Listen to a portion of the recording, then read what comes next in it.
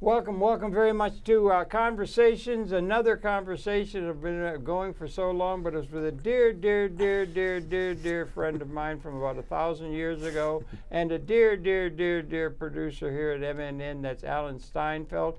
He's got the program NewRealities. He's interested in all things spiritual, and he's a guest, and he's a friend from way back when, and he's going to let us know about a conference that's coming up among the people that are in that realm of thinking and consideration. And Alan, so good to have you on the set again. It is always great to be back with the godfather of public access, Harold Channer. Really, you have the longest I guess people don't know how long you've been in this business, but you are a model, a role model for many people who want to get alternative ideas out there. And that's one of the reasons I came to Manhattan. Is it truly? Yeah. Well, tell me. Let's begin and ask. Where were you born and raised? I was born in Brooklyn, New York, but I grew up on the South Shore of Long Island, which was a beautiful little suburban. South Shore of Long Island has some really nice places. Well, it wasn't out in Suffolk County. It was Nassau County. Okay, yeah. But still, it was quite a nice little suburban community. Happy background and everything like that. It was pretty happy. Yes. Family good. My parents weren't divorced.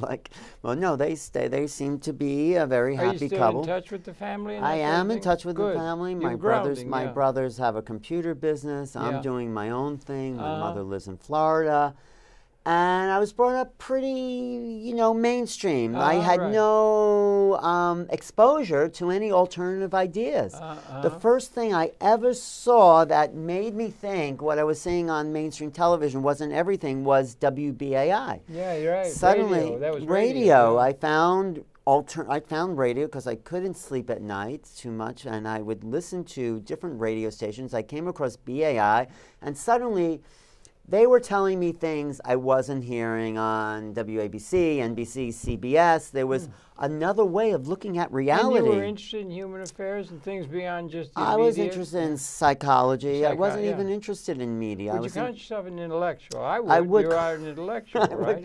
Some people think that's a dirty word. No, I don't think it is at all. I mean, Ken Wilber says there's a lot of people. Ken Wilber's great. Ken Wilber actually says there's a lot of enjoyment that comes from intellectual understanding. Yeah, right. And I agree. I do enjoy using the intellect. The problem is people get stuck in that, and I think we have to use both sides of our brain. We have to use the intuitive, and we have to use the intellectual, and combine them together. If you're just intellectual, you lose your feeling sense. But if you're just feeling sense, you can't get from A to B.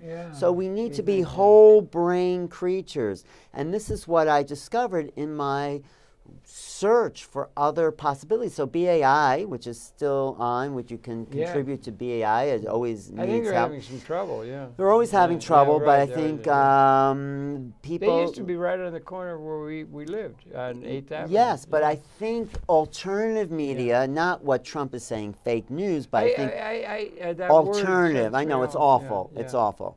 What he's saying about the news. I mean, there are dangerous. There are people like Alex Jones generating fake news, though. Alex Jones is fake news. He's total fake news, in my opinion. He may say a few interesting things. So we have to ride that territory between the what they said in the Odyssey, between the rock and the whirlpool.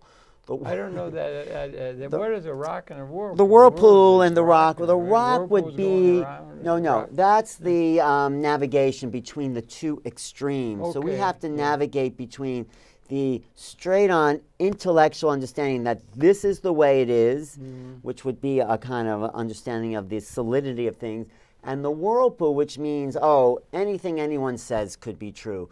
So it's navigating our sense of awareness and judging for ourselves what is true for us and what is not true. We just can't take what anyone says and think that's true. Do you think such a thing is an objective truth? I don't think there's an objective truth, but I think reality is consensus. And I think spell it out, I think in terms of facts, like we know we're sitting here. Of course, a metaphysician might say, no, you just think you're sitting here. But there is an objective awareness we can agree on. Maybe you can't call it objective. You can call it where we sync our subjective realities together. And that's all reality is a subjective agreement to what is. But we can agree that we both witness the same phenomena, right? We can agree that things happen.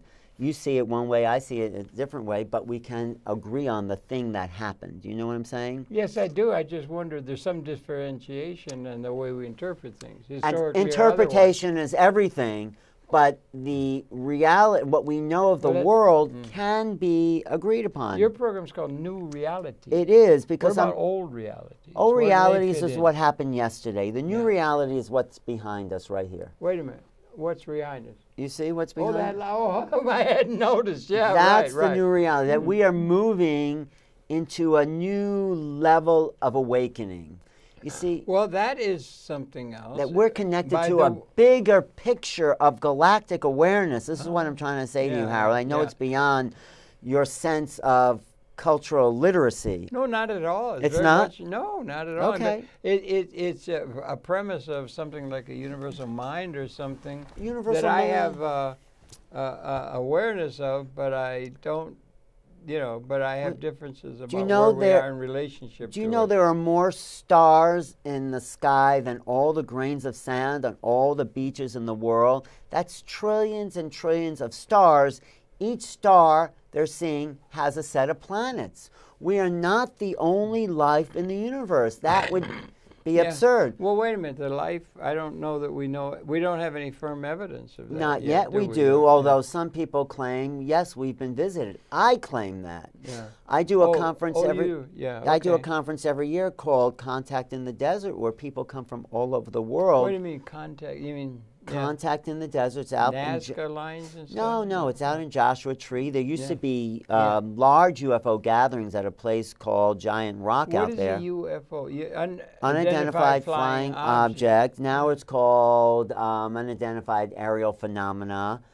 This is what Hillary Clinton wanted to bring into the public awareness. So, really? Because UFOs have gotten a bad name, because everyone thinks alien, everyone thinks invasion. No. We can agree there's phenomena in the sky and we don't know what it is. The government has come out with it. There's just been a press conference, actually, just this week, called To the Stars, where former CIA director, former Skuntworks, you know the Skuntworks, they make the jet propulsion. Yeah, but I forget. They just, DOT, Department of Defense people have come forward and say, guess what? We've seen things in the sky that we cannot explain. Where they're from, they didn't say. I happen to think they're not from here, because we do not have the technology to go at incredible speeds and stop. We're still using 19th century, 20th century technology to run our cars. Gasoline, how these objects fly they're not filling up their gas tank to get here. There's another sense. Some people call it warp drive. That's what they called it in Star Trek. Yeah. But there's ways of, I've talked to Hal Puthoff about this, and he was on this press conference, and he says, time and space is malleable. Hal Puthoff from That's the... his name? Puthoff? Puthoff. He started the remote viewing program for the CIA, teaching people how to psychically use their brains to spy on the Russians. This was in the 1980s at the Stanford Research Institute. Now he's part of this To the Stars conference. He's been working on free energy machines. Hal Puthoff is really a key player in understanding advancements. How long has he been on the scene? I don't know that name. He's been on the scene since the 1980s. Look up Stanford Research Institute. He started working with the CIA. Since then, him and Russell Targ developed the remote viewing program along with Ingo Swann in the 1980s. Remote viewing. You know what that is? No, I don't. No. Well, I'm learning here. Yeah. No, it's good. I'm glad you're open. Remote viewing is the sense that you can use your mind to actually see where things are that are not present. So it's a kind of psychic awareness. It means there are great intuitives out there. The best was a guy named Ingo Swann, who lived downtown, right around the corner from me on the Bowery. And he actually coined the term remote viewing. So they would bring him into a laboratory, and then they say to him, can you see what's happening in the next room?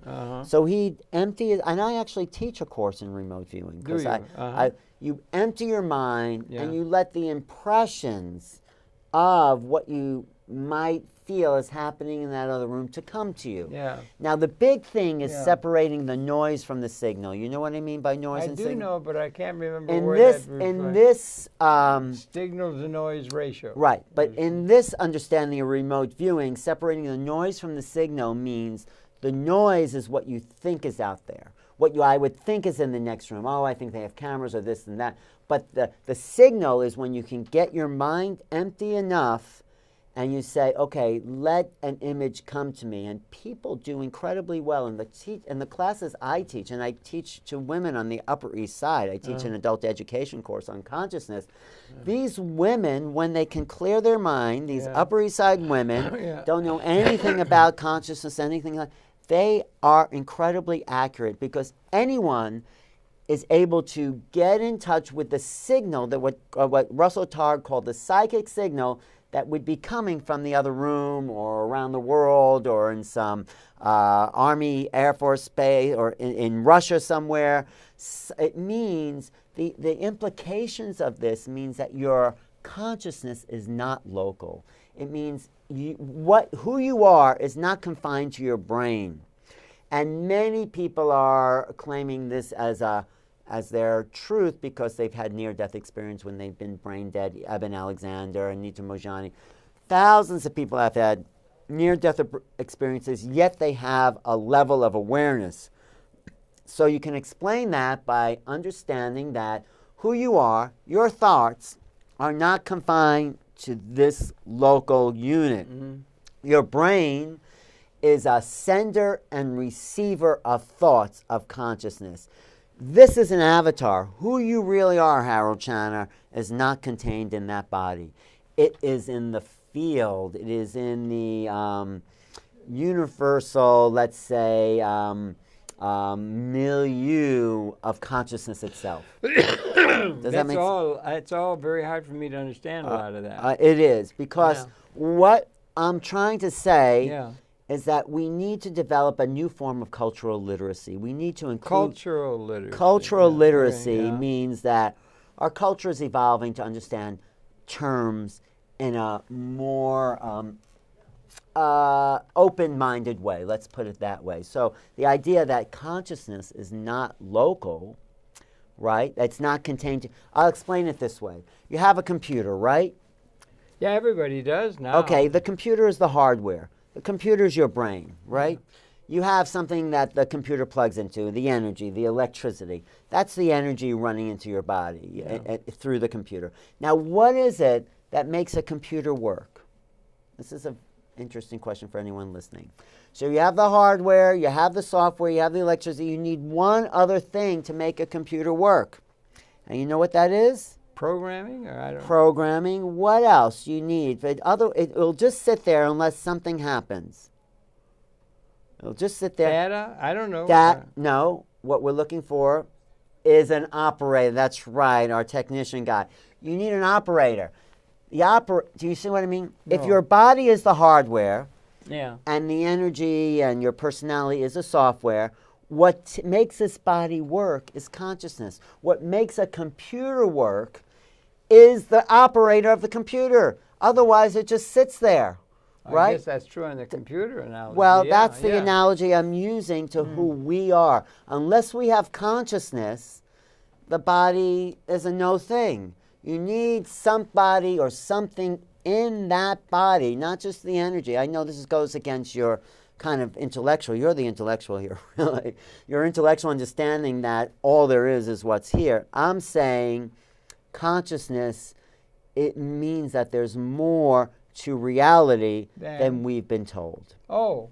Does that make sense to you? Well, that makes sense. That would be like synergy or something. You'd have a more than synergistic... synergy. There's something more than the sum of the parts. Yeah, and that's us.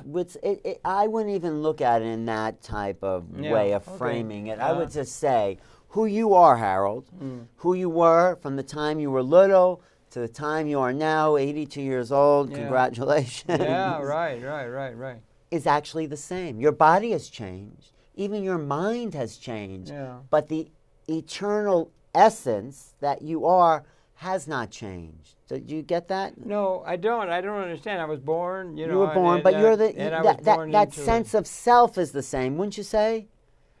This continuity is that like of an identity? No, not yeah, identity. I would say it's a. Psychiatrists talk about identity. I would call it identity politics are coming really I important. would call it a continuity of being. Does that make sense? Well, I don't understand that. Who you are. Yeah. It's not your body because your body has changed, right? If you were your body, then it wouldn't change. I mean, you'd just be this one thing. And you're not your personality because your personality changed. Who you are is a continuity of consciousness. Does that make sense at all? Well, not really. I don't quite understand. I'm a person that was born into a material world. Yeah. Right. You're a person. I can understand evolution and all that. And evolution science, is the hardware. You're not talking about hardware. We're talking about the essence that goes into the hardware. So let me try to put it. You're trying to get things like soul and things soul, like that. Yes. You can call it soul. See, I'm not a religious person. I'm not calling it religious. Yeah, okay. Soul is let's rule out religion. We're not talking about religion at all. We're talking about the eternal essence of being, the fundamental ground of being, consciousness. Yeah, those are words I don't understand. Okay, I'm trying to explain it to you. I don't. No, because it's outside your cultural literacy, which is okay. There's nothing wrong with it. Can you use words where it can be understood? Okay, so I would say you don't understand the concept of soul because you're not used to those concepts. Is that clear? There's a lot of people who believe in the idea of soul. Yeah, right, yeah. and it's the basis of a lot of what we call religions. It is the basis of a religion. And I usually don't pay much attention to any of that. I'm not looking at it in a religious way. I'm a secularist, you know. I'm a secularist too because I'm not talking about a dogmatic religion. I'm talking about something which is beyond religion, which defines religion itself. Well, I'm talking about you could call it soul if I say an eternal essence. That might seem like a soul. Well, I'm willing to, I'm a thinker and everything. No, I'm a thinker too. I'm willing to accept the notion of a thing that there may be something called there is this premise that's been put forth. What premise is that? Well, a premise against the factual fact that we are understanding things, at least since the Enlightenment and so forth, we're beginning to understand things in an intellectual way and everything. Intellect is great. I can expect some sort of understanding and acceptance of the possibility, maybe, of something called like a universal mind or something. I can do it. Well, okay, if you can go to I can do that. If you can do that, I can do. Okay, I'll go there with you. I'll go to the universal mind. It's a possible. I'll just go there. Let's suppose there's a universal mind, whatever you want to call it. Something that you can and then I think, though, we are an aspect of that universal mind. Well, would you accept that? No, I'm just accepting the possibility that such might exist. Okay, let's say there's universal mind. Would you consider the possibility that we could be a fractal of that universal mind? Well, no, I don't want to go any further than accepting that it might if there's a universal mind, are we a part of that universal mind? No, or is that separate from us? You're saying there is. I said there might possibly be. Okay, let's keep going into the consideration. Yeah. So if there might be could that also might be that we could be... It's not factual. No, we're just playing here. It's not accepted. We're just playing. It's just something that could possibly be. We're playing with hypothesis. And then you could deal with the reality in terms that might possibly relate to that. Okay, so if there might possibly, we're just playing. No, I don't know for sure about any of this stuff I'm saying. You're making it sound sure. No, I believe. I don't want to have any of that. I believe, but belief means nothing. You know why belief means nothing? Because it's completely conjecture. Do I know? No, but we all have belief systems. Well, now we're talking something that makes sense, and you can bring it back to science and understanding in a normal way. Science, is also a belief system on some level. Yeah. Science is also a belief system. Do you know? Yeah, that's true. Do you know that they would not believe that rocks fell from the sky when someone came off and said, I think there's rocks? They said that's impossible. Rocks there's meteors. But they didn't know that up until 1890. Before that, when someone said, I think I saw a rock fall from the sky, they thought he was crazy. That's understanding of evolution in a normal sense. Evolution of our intellectual background. Well, part of a whole evolution evolutionary process. That, well, or no, intellectual evolution. No, we go back the beginning of a universe. No, but I'm talking about evolution of ideas, though. I'm willing to accept a priori mystery. What's that mean to well, you? The existence of everything is synergetic. It's behaviors of system. I don't know what that means. The synergy's behavior system unpredicted by the sum of its parts. Right. There's something more. Yeah, I'm not going there because I'm going to the three hard questions of science. You know what they are? Well, what are they? The three hard questions of science that they And I'm not limited to science. No, but let's talk about science. The three hard questions of science are, and that's they've looked for years, hundreds of years. I mean, at least in the last 20 centuries. How did the universe begin? Yeah, no one has come up with a biggie. No one has answered that. I'm not saying I have the answer. The second hard question is, how did life begin? They have all these molecules, they have spark, but they have not been able to create organic life. Pretty close. Yeah, but they haven't been able to create evolutionary organic life. They got a lot closer to it than People have gotten very close. We've gotten a fraction of a second after the Big Bang, but that's true, isn't it? No one has understood how did that implosion and explosion happen. Yeah, right. The third hard question is, how did intelligent life begin? How did those chemicals in that neurobiology come to understand what we call the world? Yeah. They can't explain those that. Are all William James that can goes. Be dealt with in It can be dealt with in terms that are just objective. They can't be dealt with in science. They can't be dealt with objective because they have not come up with an answer. So I've looked for alternatives. No, not if you're an adherent to synergy. No, synergy doesn't say anything. There's something more than the sum of the parts. That means nothing. Something more than the sum of the parts. It says nothing. That's an explanation for why things are. It doesn't say how they are. You're just giving me a label of that. A synergy means absolutely nothing in my book. Okay. We I mean, it's an excuse. Yeah, we see things differently. Yeah. No, we don't see. I mean, I think we can come to an agreement.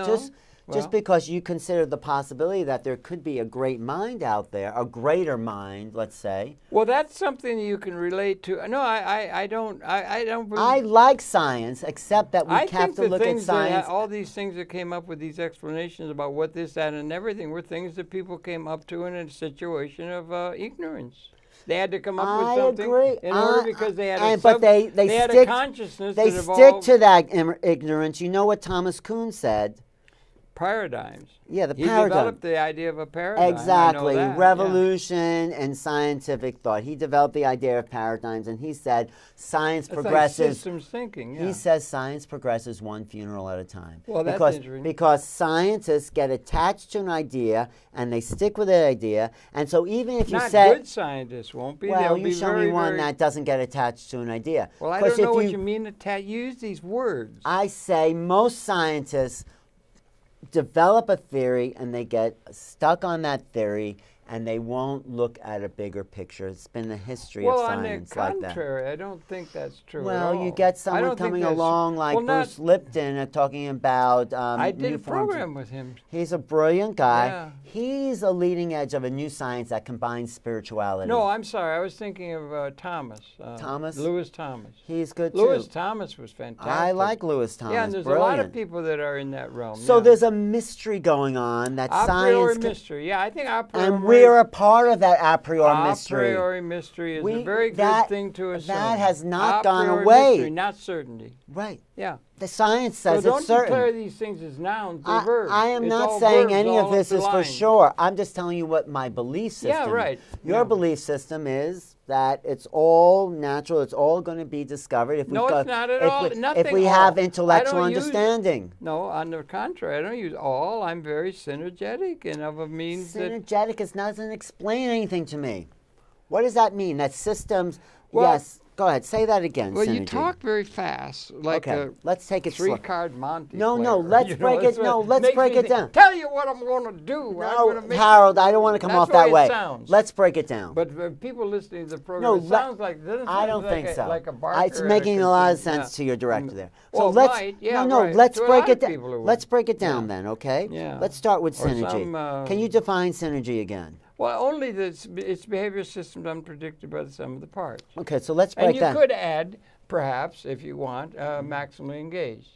Okay, so let me understand because systems have a way of changing from being a priori to fulfilled. So let me see if I understand what you're saying. And I apply that to the human condition. So let me see if I understand what you're saying. You're saying when things come together, when different elements come together, create a new system. Wait, let me just finish. All right. It creates a new order that is not defined by the parts, but there's a new phenomena that is possible. Well, yeah, I think is that what you're saying? I think it's pretty clear in terms of it's been hard won, all of our knowledge of what, and people, you know, a few thousand years ago, they weren't able to have any thought about anything real. I mean, they had to. They were. They could intuit things. They could have dreams and things like that.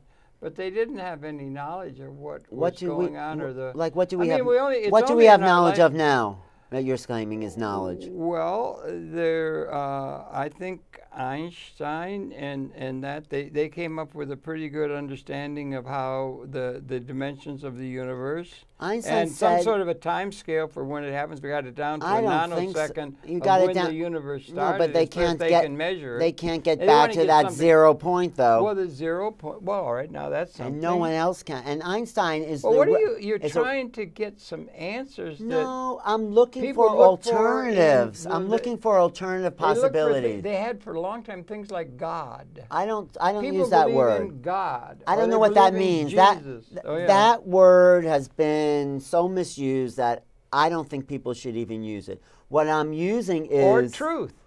Truth is a word. What about the eternal nature of our being? I don't know what that means. I'm saying that who you are could eternal. Be... Okay, eternal. Oh, that's assuming something eternal. I'm saying who you are, Harold, could be, and I'm not saying it's true. Just listen to me. Well, then I'm saying it's possible that who we are. If you want to go into the extremes of possibility on the extreme, then you can almost say anything you want. You certainly can. Say anything at all. Well, what does science say, though?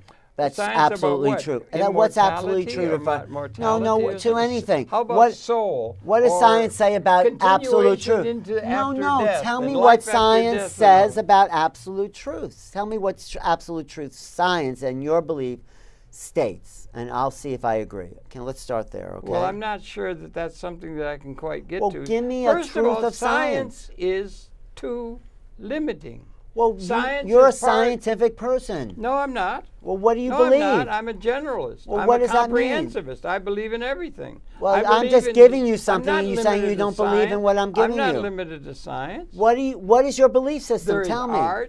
There's art. There's intuition. I agree. So you believe in intuition? How do you explain that? Of course. How do you explain it? It's part of the evolutionary process. No, that doesn't. Emerged. It took. It doesn't say anything. It says part of it. 13 points or so. I forget exact the birth of the universe, and then there. What does intuition mean to you, though?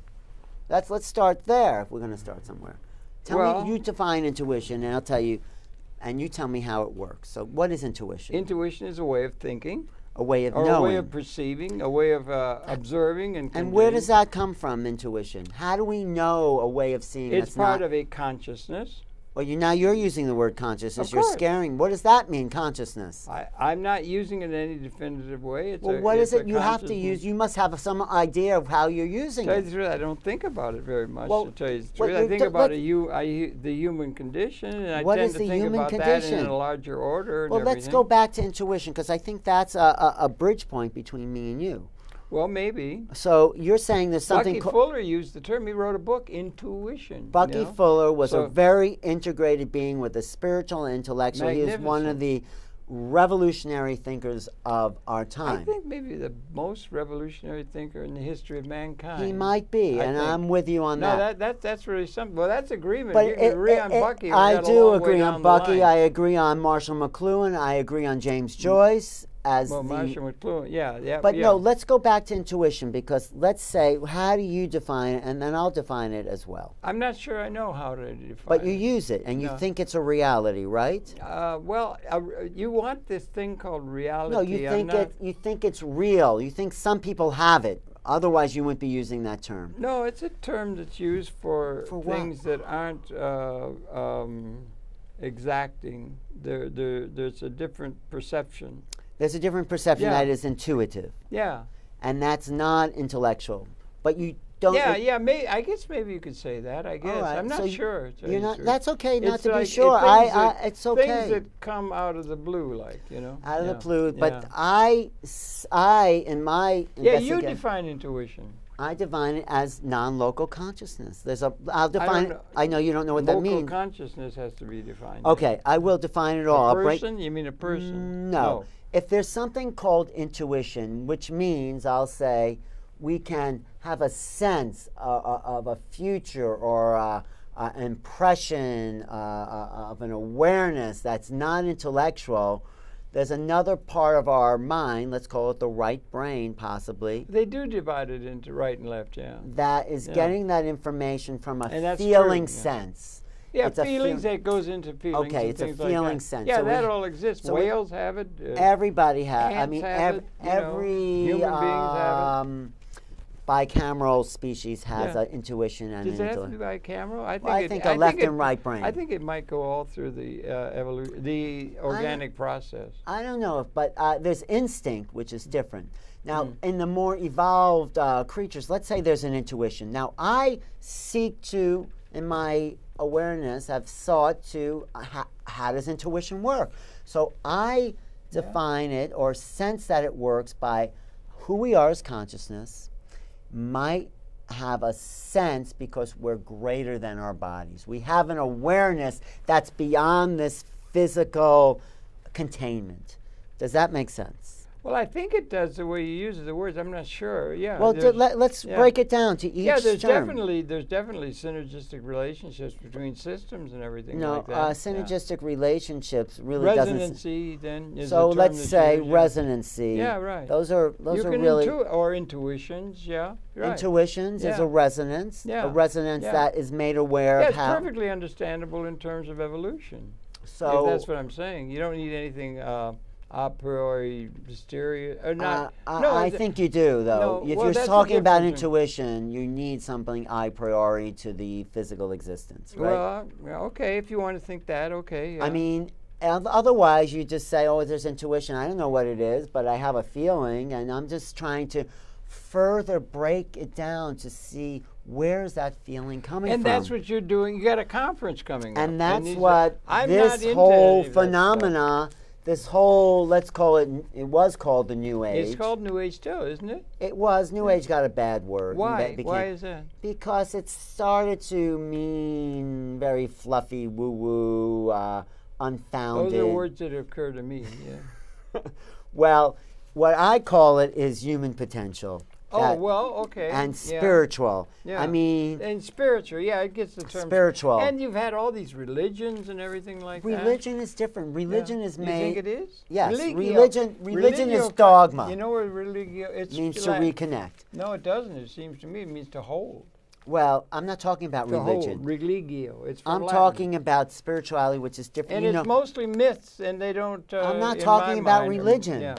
Religion sorry. is dogma and myths. You're right. I'm talking about the idea of intuition, that we know that there's something more than what we've been told. That's all I'm saying. There's something more than that's back again to synergy. Well, which is synergy is a very limited way of understanding. Well, not my way of thinking. It's very crucial. I think it's a behavior system's unpredicted by the sum of its parts. Unpredicted does not There's say anything. There's something more resonating me more than the sum of the parts of it.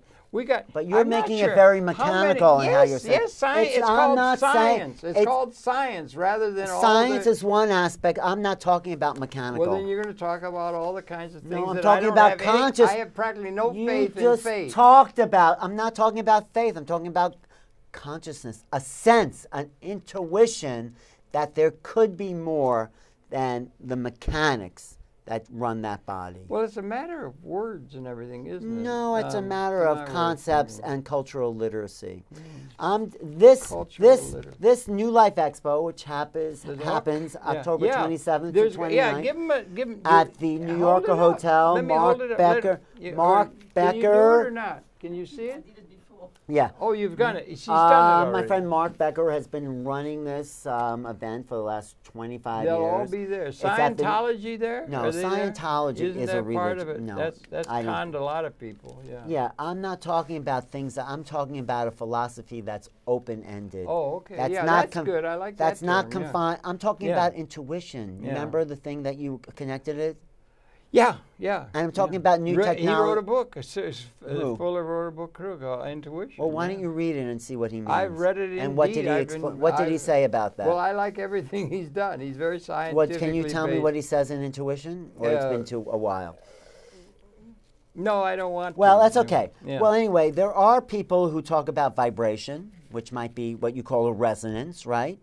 And we have the capabilities of human beings to feel each other's vibration. Are they still talking about crop circles and stuff? I love crop circles. They're Yeah. still happening. You know what a crop circle? How do you explain that? I don't know. It's in England. They have little patterns that come down. That's from right. How do people. you explain that? I don't. I tell you the truth. Well, Yeah, I don't. explain it by this picture behind us. Okay. This, What is that? What that's is a that picture of an ET overlooking a spaceship What's out of an outer ET? space. Is An that ET is an extraterrestrial. There Means was that a movie made about that. Right. But Those you don't are take it beings that seriously. those are beings, perhaps. Well, Harold, I'm not saying it's absolutely true. No, I no, believe yeah.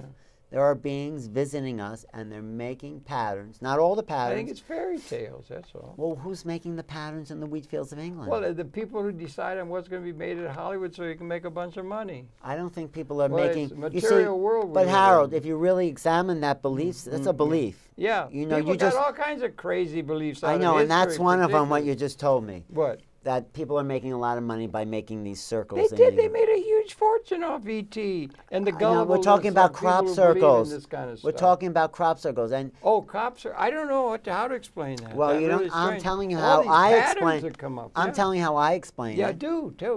Extra- Teach. Extraterrestrial civilizations are. Extraterrestrials. Come Well, on. I'm explaining it to you. Okay, yeah, That's okay. my belief. Yeah, that's ET. Extraterrestrials. It may or may not be true. Okay, right, fair. Extraterrestrials are probably Earth energies or a higher intelligence is showing us different symbols and patterns. Nazca lines. Patterns in the wheat fields of England in order to expand our cognitive capabilities. That's how I explain it. Yeah, right. Okay. I mean, these patterns have been. You know who Charles Fort is? I don't know that Charles name. Fort was the not first paid much paranormal attention. investigator of the early 1900s. Really?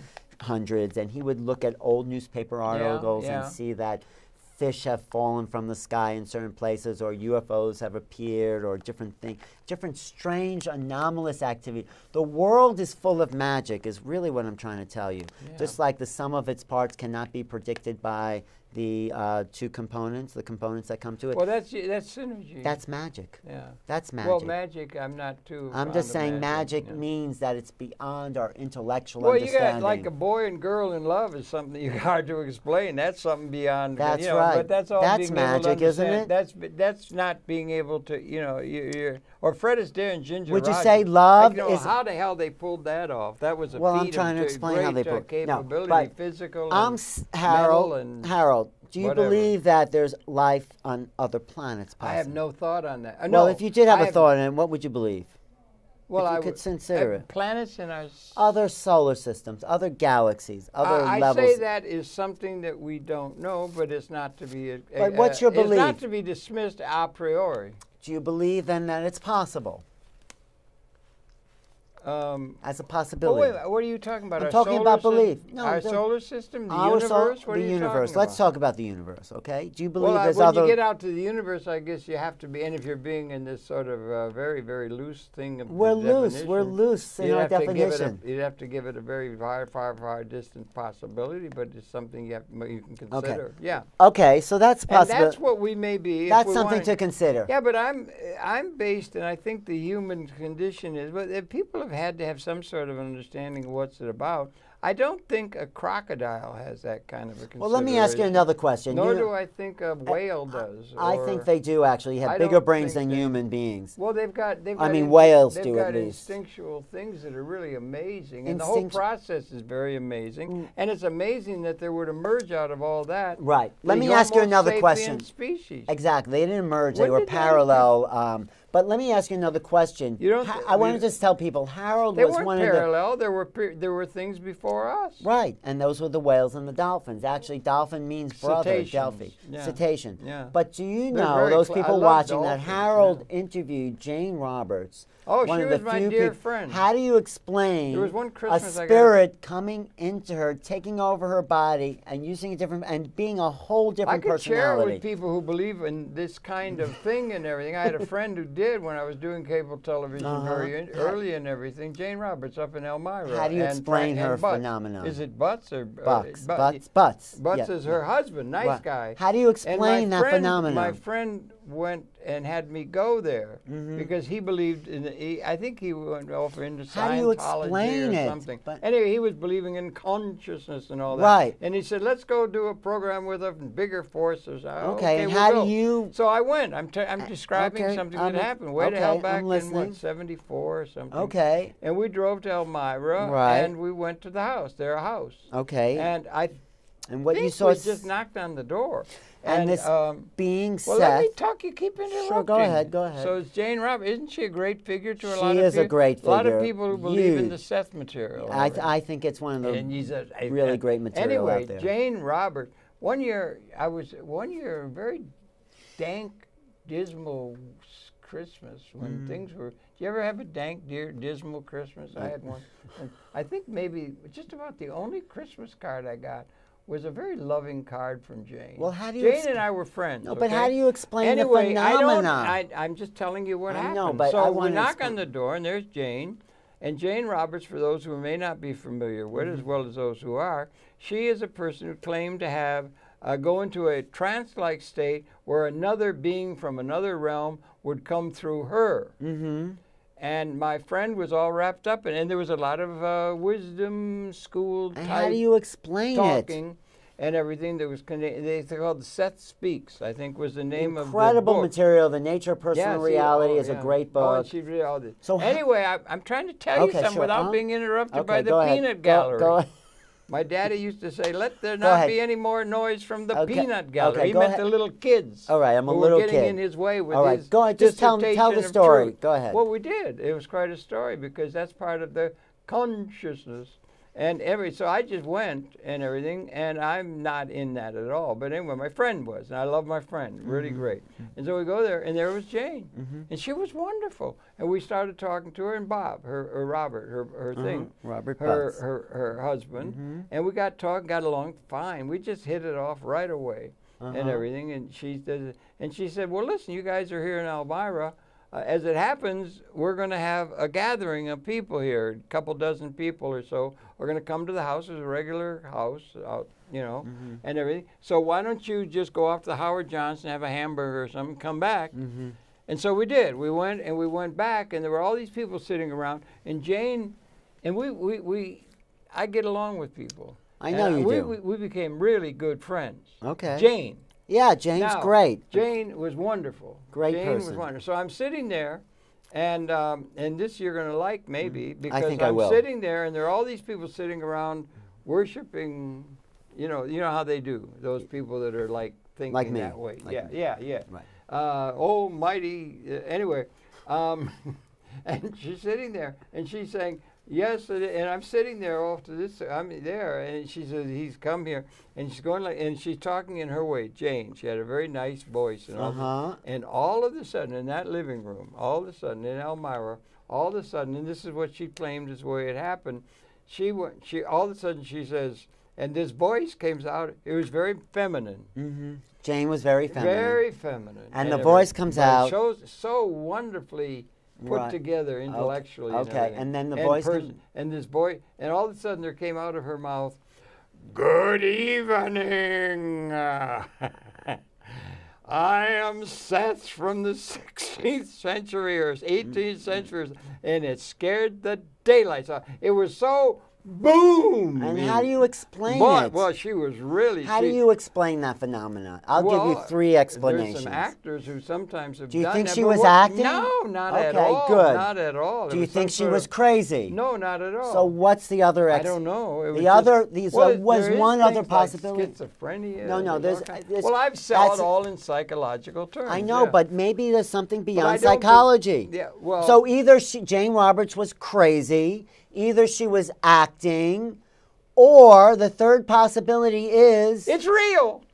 Thank you. Thank you. That they're talking from another level of consciousness. I never believed any of that, and I used to tell her I don't believe any of that. And what did she say to you? And my friend wrote everything in the books that she wrote and everything.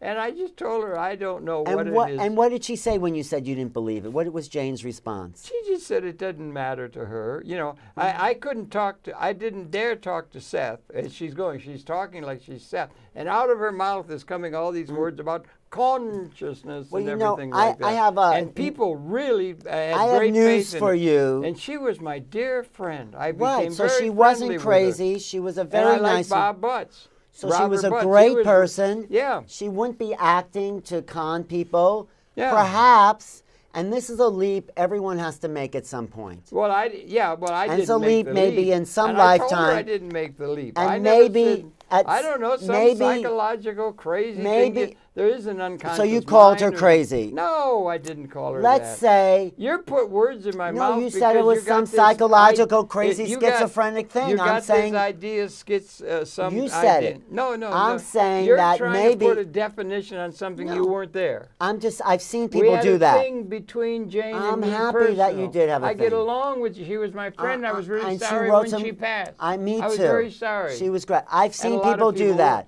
But I told her all along I don't believe in anything. And that's okay. I don't believe in other levels. I didn't believe in Scientology. I don't believe in Scientology either. Was that finally proved to be a hoax? I don't know, but I never bought that. No. But I do buy some things. Now, what Seth said, did any of that make sense to you? The book said Seth. I never got into it much at all. It's not the gobbledygook about consciousness and all that. So maybe I don't go down that road. Harold, I'm suggesting to you at some point in some state of at some point in your evolution, in your incarnations and your reincarnation, you might make a leap. I don't believe in reincarnation. I know you don't have to believe in it. It's fine. There might be some point where you leap into the metaphysical world. And when that happens, a whole door will open up for you. Well, you got a consciousness. You got a conference coming up in a couple of weeks. And that's all anyone talks about there is consciousness. Yeah, right. But you even used it when I asked you to define intuition. Well, you browbeat me like some... you say it's like when I had to go in the Army, I didn't want to go because I just didn't want to go. But and I used to try and explain to the sergeants. Yeah. I got drafted. You were they used to have a draft. Yes. Yeah, it was Korean War. You had to go. I didn't want to go. Right. I don't believe in all that baloney about going to kill people or fight and salute and all this. Right. And I used to try and explain to the sergeants, as a private, that we could do things democratically. And they didn't want to hear it. Of course. And you remind me of my drill sergeant.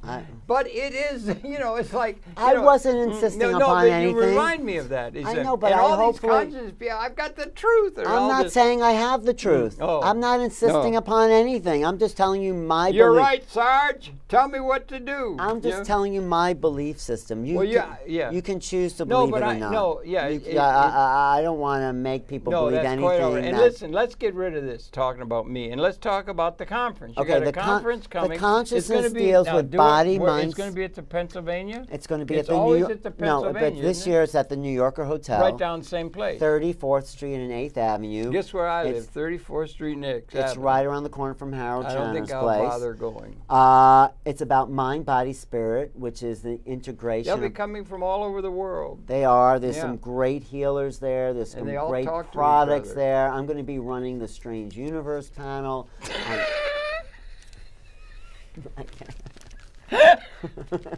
Strange universes I have known. Yeah, exactly. No, that's wonderful. I'm sorry, I don't mean to be. You don't have to be sorry. No. There's a lot of things. It's a lot good people. They're all good. They're all good people. Remember that? What's her name? Jeanette. Jeanette. Watson, we yeah, honored her. I love Jeanette. Jeanette, remember we did the interview? There's healers there. She was wonderful. There are great Absolutely healers there. wonderful. There's great psychics. Yeah. There's great intuitives. There's great and products. Williamson, somebody? Or Williams or something? Marianne Williamson. Yeah, she was there too. She's not going to be there this week, but she was there that time. People, and they got stars. People claim to have been on UFOs, so I'm hosting the Strange Universe panel.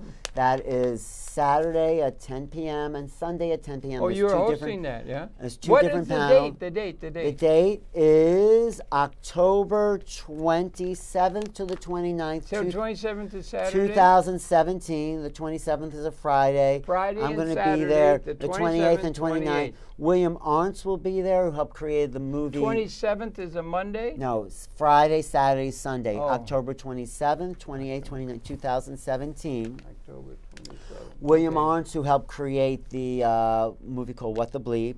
Thomas John, who's an incredible medium. Have you ever interviewed mediums who can see people, dead people? The only one I've ever remembered doing was Jane Roberts. Well, she wasn't exactly a medium, but she was a channel. She was a great channel. Probably one of channel and medium is different, I guess, right? They are. Mediums deal more with dead, the people on the other, and channels talk more with higher dimensional, interdimensional. To me, dead is dead. Yeah. No, but these beings are not necessarily dead. They're just different dimensions. Yeah, well, that's... channels. Yeah. Channels. And I know people want to believe all that. Sure. I know. I want to believe all that. If you tell me it's not true, Harold, I'll be very upset. If they lived 20,000 years ago and people are dying, you got to have some understanding of it, for God's sake. Right, but maybe it's true. Do you ever meet anyone who had a near-death experience?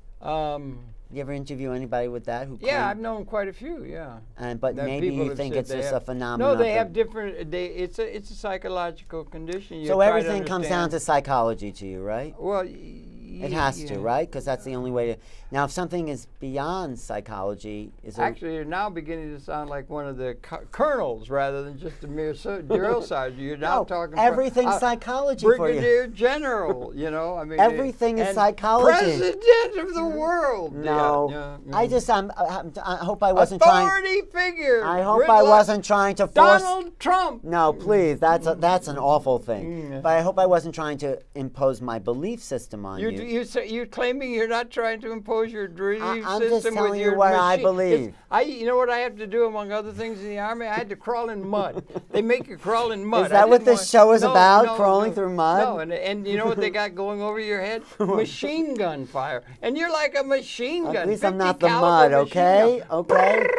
All right, I think we're almost out of time. No, we still got lots of time. We do? How much time do we have? You got 8 minutes yet. 8 minutes. So 8 minutes, yeah. What I'm saying is, I'm just giving you... No, they're going to have a gathering. And mind, body, I mean, if you go to this, though, you're not asked to believe anything. Just be open. I've just given you ideas that I'm open to. Right. I'm not saying any of it's true. Oh, yeah, right. I don't know if it's true. Right. I don't know if aliens are absolutely true. But let's not be dogmatic that it can't be true. That's what or you're it saying. Can be either. Or even it can. You're right. Well, that's good. I take that point of view either. I tend to believe, but because you're really involved with a whole lot of science and the normal way of thinking. That's right. I think science is a great gift. The normal way that everybody thinks. I think quantum physics, science have been revolutions. You do. There's some guy Lipton. Bruce Lipton. He's a biologist. Yeah, that was somebody you were in touch with. Yes, Bruce Lipton understood you do pay attention to science. I like science. Yeah, I know, and you're Bruce very Lipton smart. says that genes can change. Yeah, they're not. Right.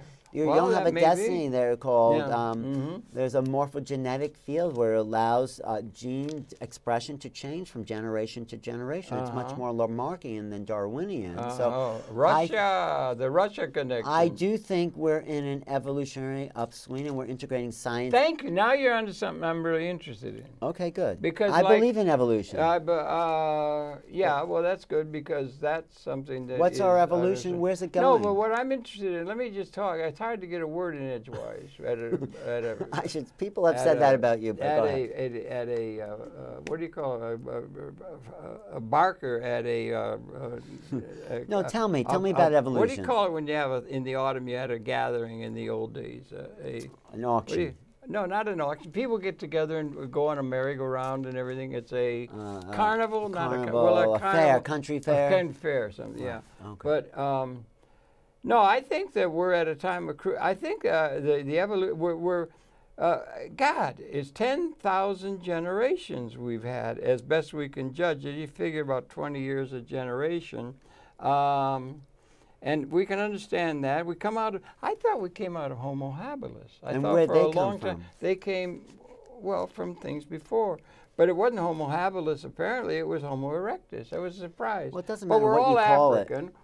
We all come out of Africa. I agree with that. I'm with you, but I we do. come out evolutionarily. Can I now, add?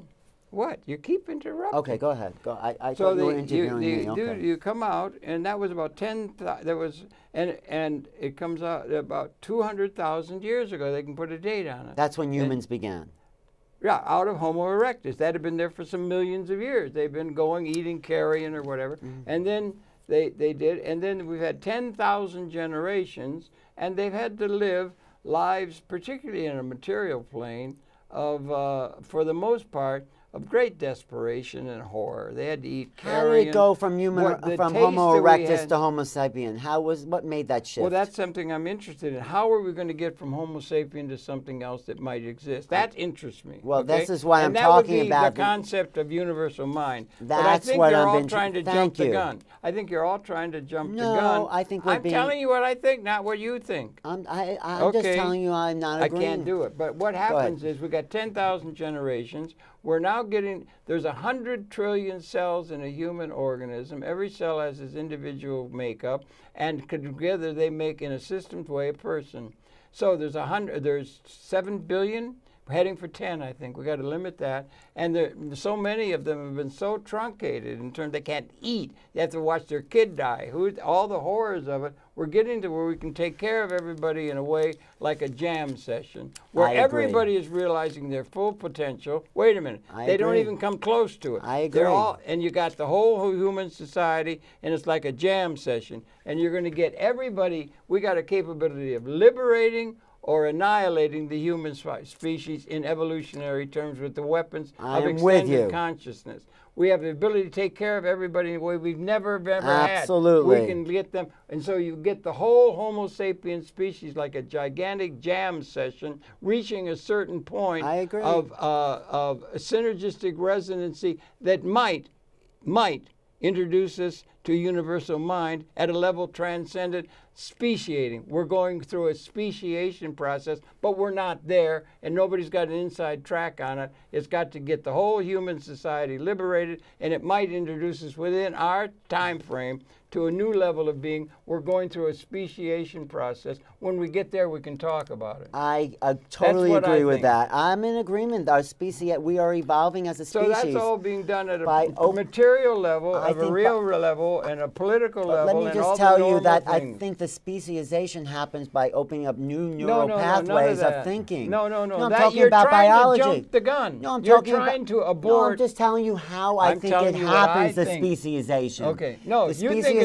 no, it hasn't happened. I think it is happening. It's going to happen from the liberation of the human society. It's happening now. In the cards now. And we're born into that time. But we're not there. It's happening now. Thank you very much. We will know it after we get there, not before we get there. You're trying to get it is done happening. Ahead of time. No. Your pleasure, Alan Steinfeld and the conference. Harold, thank you. Thank you very much. Always good talking with Alan Steinfeld. I hope so. I hope I've learned something too. I really like that last statement of you. That's where I really enjoyed that. We should have started there. It's never mentioned. We're speciating. We're not just making a political speciating. Change. Okay, thank you for viewing. We're coming back tomorrow. Thanks for viewing. Thank you, Harold. Thank you. See you at the New Yorker. New Yorker, October 27th, 8th, and 9th. October 27th at the hotel. 2017. Look me up on NewRealities.com. Look at my YouTube channel, youtube.com/NewRealities. Thank you very much. Talk faster, a little faster, a little faster. Get it. Wait a minute. Wait a minute. There might be a little. A friend of mine is on the panel, Antoine. Who? Antoine. I gotta go.